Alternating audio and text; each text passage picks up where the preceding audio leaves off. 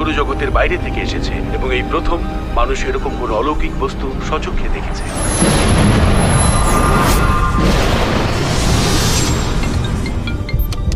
Fahim sir, রাতে বৃষ্টি হওয়ার সম্ভাবনা আছে, আপনি জলদি চলে আসুন। আমি আসছি।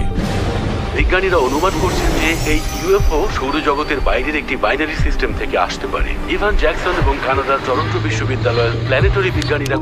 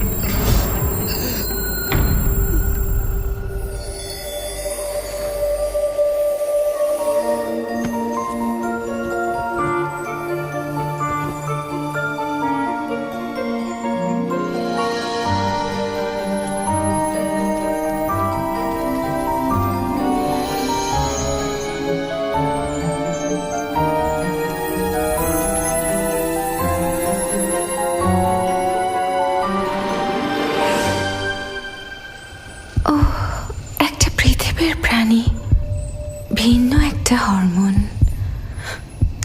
নিজের হাত সামলাও।